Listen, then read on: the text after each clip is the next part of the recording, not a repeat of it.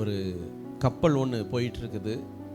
அந்த கப்பலுக்குள்ள ஒரு நபர் என்ன செய்கிறாருன்னா, எல்லாருக்கும் ஒரு கைப்பிரதி கொடுத்துட்டே வரார். ஆண்டவர் அறிவிக்கணுங்கிற ஒரு வாஞ்சையோட யாரையும் விடலை, எல்லாருக்கும் தேடி ஓடி போய் அந்த கைப்பிரதியை கொடுத்து ஆண்டவரை பற்றி அறிவித்து கொண்டிருக்கிறார். அப்படி ஒருத்தர் கைப்பிரதியை வாங்குறாரு. வாங்கினோன்னு இவரை பார்த்து சொல்கிறாரு, தம்பி இதெல்லாம் கொடுக்கறது வேஸ்ட்டுப்பா, உன் நேரத்தை தான் நீ வீணடிச்சிட்டு இருக்கிற, நீ இன்னைக்கு தான் கொடுக்குற, நான் கிட்டத்தட்ட 30 வருஷமாக என்ன செஞ்சுருக்கிறேன், கொடுத்துருக்குறேன், எனக்கு ஒரு பலனும் கிடைக்கல, அதனால நான் கொடுக்குறத விட்டுட்டேன், அதனால் நீயும் நேரத்தை வீணடிக்காமல் வேற வேலை இருந்தால் சந்தோஷமாக அனுபவிச்சுக்க அப்படின்னு சொன்னாராம். உடனே இந்த நபர், இந்த கைப்பிரதியை கொடுக்குற அந்த நபர் அவர்கிட்ட சொன்னாரா, இல்லைங்க, ஒரு 25 வருஷத்துக்கு முன்னாடி இந்த வாஷிங்டன்கிற இந்த நகரத்தில் இந்த ஒரு பெரிய மஹாலுக்கு முன்னாடி, ஒரு ஹால், ஏதோ ஒரு பேரை சொல்றார், இந்த ஹாலுக்கு முன்னாடி ஒருத்தர் வாஞ்சையோட இந்த கைப்பிரதியை கொடுத்தார். நான் அந்த என்ன இவ்வளோ சந்தோஷமா ஒருத்தர் கொடுக்குறாரேன்னு சொல்லி தான் நான் ஓடி போய் அதை வாங்கினேன். அதை வாங்கி வாசித்த நாளில் இருந்து எனக்குள்ள, என் குடும்பத்துக்குள்ள, என்னை சார்ந்த எல்லாருக்குள்ளேயும் ஒரு மாற்றத்தை கொடுக்கக்கூடிய ஒரு பேப்பராக அது இருந்தது. இத்தனை வருஷம் நான் இதை கொடுத்து கொடுத்து அநேகரை ஆண்டவருக்குள்ள நடத்திட்டேயா அப்படின்னு மகிழ்ச்சியோட சொன்னாராம்.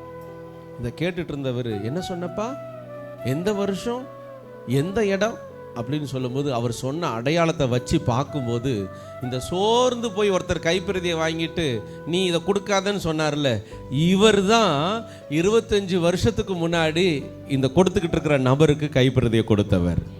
அல்லேலூயா. இப்போ இவருக்குள்ள பயங்கர சந்தோஷம் வந்துருச்சு.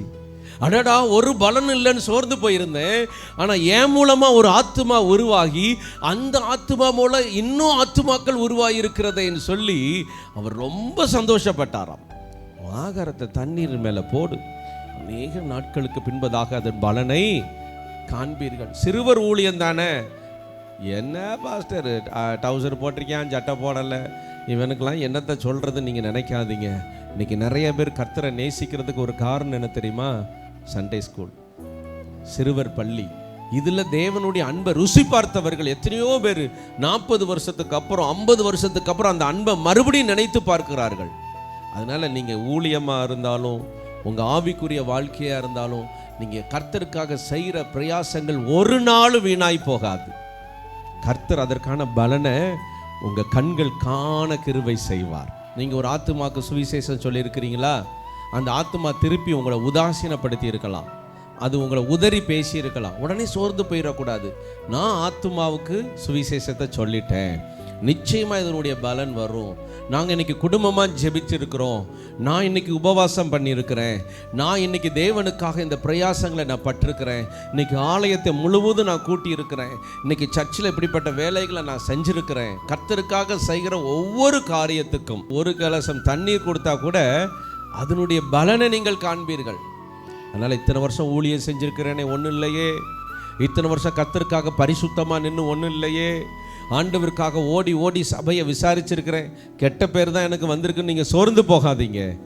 உங்களுடைய பலன் மிகுதியாக இருக்கும். ஆண்டவர் ஜீவ கிரீடத்தோடு உங்களுக்காக காத்து கொண்டிருக்கிறார்.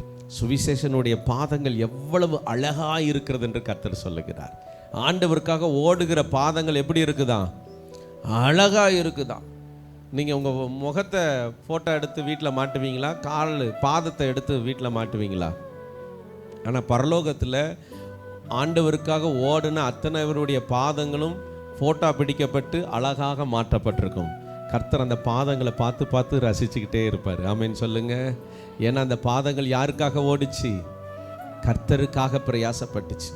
தேவனுக்காக படுகிற பிரயாசங்களுக்கு நிச்சயமாய் பலன் உண்டு. ஆகவே உங்களுடைய வாழ்க்கையில் தேவனுக்காக பிரயாசப்படுங்கள்.